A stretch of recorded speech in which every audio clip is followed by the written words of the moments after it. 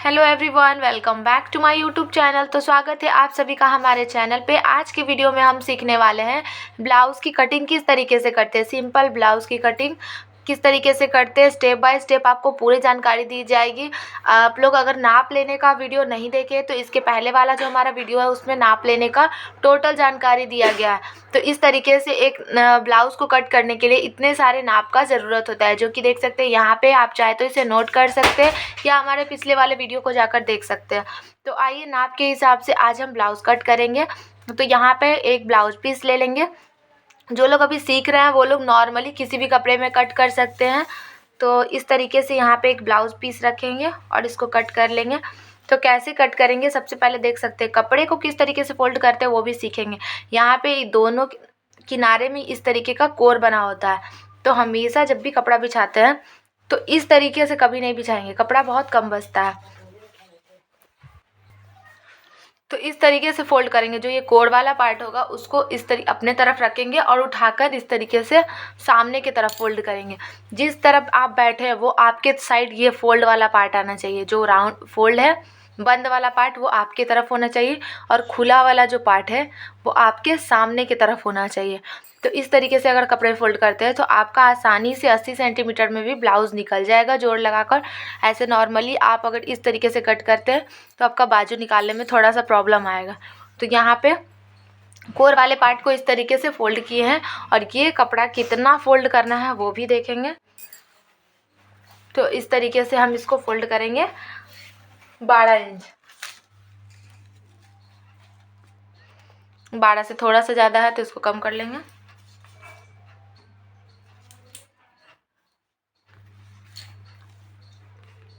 इस तरीके से 12 इंच फोल्ड कर लेंगे।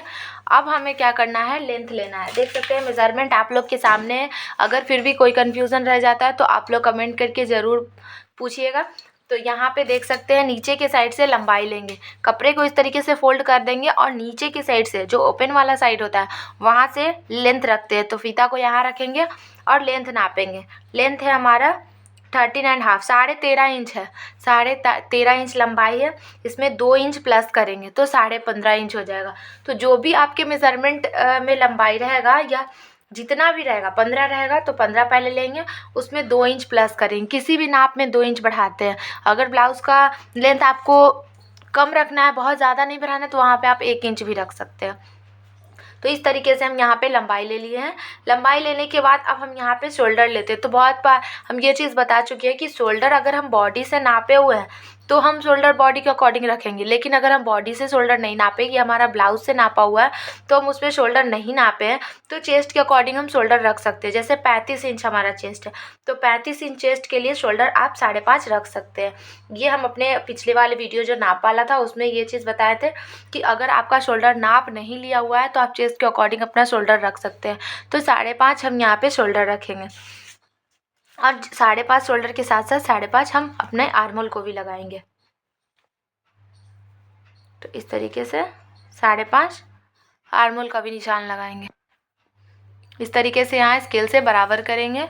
इसके साथ ही ये जो यहाँ लाइन को इस तरीके से बिल्कुल सीधा मिला देंगे। इसका कोई नाप नहीं है, बस इस तरीके से इसको मिलाते हैं ताकि यहाँ पे चेस्ट का चौथाई भाग लगा सके। चेस्ट नाप में हमारा 35 इंच है, 35 का चौथाई भाग निकालेंगे।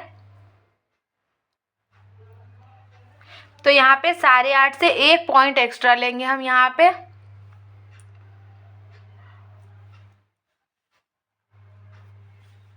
तो इस तरीके से निशान लगा लेंगे और यहाँ से मार्जिन ले लेंगे 2 इंच का। तो इस तरीके से 2 इंच मार्जिन लेंगे और नीचे के साइड से अब कमर का निशान लगाएंगे। तो कमर हमारा 30 इंच है, 30 का चौथा भाग हो जाएगा 7.5 इंच। तो 7.5 पे मार्किंग करेंगे। हमेशा चेस्ट और कमर का चौथाई भाग लेते हैं क्योंकि 2 फोल्ड में हमारा कपड़ा कट हो रहा है। तो ये बैक पार्ट का कट हो रहा है, फिर यहाँ पे हम पलट के फ्रंट को कट करेंगे। तो चौथाई भाग इसलिए लेते हैं कि कपड़ा हमारा डबल फोल्ड में। चेस्ट का चौथा भाग प्लस 2 इंच, कमर का चौथा भाग प्लस 2.5 इंच। नीचे से 2.5 इंच क्यों लेते हैं, क्योंकि हाफ इंच का जो टक्स लगाते हैं जिसके लिए हम हमेशा हाफ इंच एक्स्ट्रा लेते हैं। और इस तरीके से इस लाइन को इसके साथ मिला देना है। देख सकते हैं यहाँ पे यहाँ तक क्लियर होगा सबका। लेकिन एक बार फिर से आप लोगों को बता देते हैं। सबसे पहले लेंथ लिए, लेंथ में 2 इंच प्लस किए, उसके बाद शोल्डर लेंगे। शोल्डर नाप अपने अकॉर्डिंग रख सकते हैं आप, अपने बॉडी के अकॉर्डिंग। अगर नाप नहीं पता है तो जो मेज़रमेंट वाले वीडियो में हम बताए हैं चेस्ट के हिसाब से आप अपने शोल्डर को रख सकते हैं। तो ये 5.5 है, ये भी 5.5 है। इसके बाद यहाँ से लाइन को बिल्कुल स्ट्रेट करना है, जहाँ पे चेस्ट का चौथाई भाग प्लस 2 इंच, नीचे कमर का चौथाई प्लस 2.5 इंच। तो इस तरीके से यहाँ पे पूरा बन चुका है ब्लाउज़ का शेप। अब हमें इसमें आर्मोल का शेप देना है। तो ये दोनों के बीच से हमें 1 इंच बाहर करते हुए आर्मोल का शेप देंगे। यहाँ 1 इंच का गोलाई लगाएंगे और इस तरीके से आर्मोल का शेप देंगे। ध्यान रखना है आपको, बहुत ज़्यादा डाउन करके नहीं लेना है, बहुत ज़्यादा ऊंचा करके नहीं लेना है। 1 इंच का गोलाई देते हुए पहले अपने आर्मोल का नाप ले लेंगे कि जितना भी आपका आर्महोल है उसका आधा आ रहा है कि नहीं। जैसे टोटल मेरा 15 था तो उसका हाफ 7.5 आ रहा है कि नहीं। तो यहाँ पे नापने पे मेरा प्रॉपर 7.5 आ जाता है। तो इस कंडीशन में आर्महोल सही है। और अगर ऐसा करने पे आपका नहीं आता है तो वहाँ पे आपको क्या करना है, जैसे हम जहाँ 1 इंच का लाइन लिए हैं वहाँ पे आप ½ इंच और अंदर गहरा कर सकते हैं। अगर आपका कम आ रहा है तो अंदर करेंगे तो आपका आर्महोल थोड़ा सा ज़्यादा होगा। और अगर ज़्यादा आ रहा है आर्महोल तो जो 1 इंच पे गोलाई का शेप दिया है वहाँ पे 1.5 इंच पे गोलाई देंगे, जिससे होगा कि आर्महोल थोड़ा सा घटेगा और ऊपर के साइड जाएगा। तो दोनों कंडीशन में याद रखिएगा आपको क्या कुछ करना है। इस तरीके से 1 इंच का, ऐसे नॉर्मली आपको आर्महोल में 1 इंच का ही गोलाई लेना है। अगर आपका मेज़रमेंट सही तरीके से लिया हुआ है तो ऐसे भी आपका बराबर आ जाएगा। अब यहाँ पे एक पार्ट को कट कर चुके हैं और उसी कटिंग वाला जो पार्ट है उसको रखेंगे इसके ऊपर और दोनों पार्ट को निकाल लेंगे। ये जो कटिंग हुआ है वो हमारा बैक पार्ट का कट हुआ। अब हम उसे रख के फ्रंट को कट करेंगे। तो यहाँ पे जैसे सेम आर्महोल है सेम उसी तरीके से कट करना है। बस हमें इसमें क्या करना है, लेंथ में ½ इंच एक्स्ट्रा करना होता है। ये ज़रूरी होता है क्योंकि आगे के साइड जो 4 टक्स लगाते हैं तो कपड़े का खिंचाव होता है। अगर आप यहाँ पे ½ इंच एक्स्ट्रा नहीं लेते हैं तो आगे वाला पल्ला थोड़ा सा छोटा बड़ा हो जाता है। तो इस तरीके से ½ इंच का एक्स्ट्रा लेते हुए जैसे मार्किंग है सेम उसी तरीके से कट कर लेंगे। आगे के आर्महोल को अगर आप छांटना चाहते हैं तो वो बाद में छाटेंगे, बाद में कटिंग करेंगे, पहले नहीं कट करेंगे। क्योंकि इस तरीके से जब कट करेंगे तो आपको आर्महोल को भी छाटने का ज़रूरत नहीं है। अगर आपका आर्महोल ऐसे ही बराबर आ जाता है नापने पे तो आपको आगे से आर्महोल कट करने का भी कोई ज़रूरत नहीं है। तो इस तरीके से दोनों पार्ट को कट करके निकाल लेंगे। इसके साथ ही अब इसके आगे का प्रोसेस देखेंगे। उम्मीद करते हैं कि यहाँ तक आप लोग को सब कुछ समझ में आ गया होगा। फिर भी अगर कोई कन्फ्यूज़न है तो ज़रूर कमेंट करके पूछिएगा। तो इस तरीके से देख सकते हैं हमारा फ्रंट बैक दोनों पार्ट का कटिंग हो चुका है। तो अब हम गले के निशान लगाएंगे। तो ये हमारा जो ओपन वाला पार्ट है, आगे से जो 2 पार्ट है वो हमारा फ्रंट का पार्ट हो गया। तो यहाँ पे मुझे आगे का गला 6.5 इंच रखना है। तो हम 6.5 इंच पे मार्क लगा लेंगे और नीचे के साइड जहाँ पे 6.5 नापे हैं वहाँ पे नीचे के साइड से पूरा 2.5 इंच का निशान लगाएंगे और ऊपर से 2.5 से थोड़ा सा कम लगाएंगे। ऊपर से इस तरीके से 2.5 से थोड़ा सा कम लगाते हैं। नीचे के साइड ज़्यादा निशान इसलिए लगाते हैं कि जब गले का चौड़ाई जब गला कटता है तो नीचे के साइड से हल्का फैल होना चाहिए और ऊपर के साइड से हल्का कम होना चाहिए, जिससे कि आपका गला थोड़ा ब्रॉड दिखे। इसलिए ऐसा लिया जाता है। तो यहाँ पे बॉक्स बना कर रेडी कर लेंगे और यहाँ पे गोलाई का शेप दे देंगे। इस तरीके से बिल्कुल गोल शेप देना है कि गला बिल्कुल गोल कटे और इसको कट कर लेंगे। जैसे शेप मार्किंग किए सेम उसी तरीके से कट कर लेंगे। तो फ्रंट और बैक दोनों में मुझे इसी तरीके से गले की मार्किंग करना है। हमेशा ऊपर की तरफ थोड़ा कम रखेंगे, नीचे की साइड थोड़ा ज़्यादा रखेंगे। देख सकते हैं गोलाई कितना परफेक्ट आया है। तो अब हम सीखेंगे कि टेकिंग कैसे लगाते हैं। क्योंकि हमारा 4 टक्स का ब्लाउज़ है तो ये बंद वाला हमारा है जो बैक का पार्ट है। क्योंकि बैक में मुझे डिज़ाइन देने हैं इसलिए मैं उसे कट नहीं करूँगी। तो ये हमारा फ्रंट का दोनों पार्ट है। इसमें मैं टेकिंग लगाकर बताऊँगी टेकिंग कैसे लगाते हैं।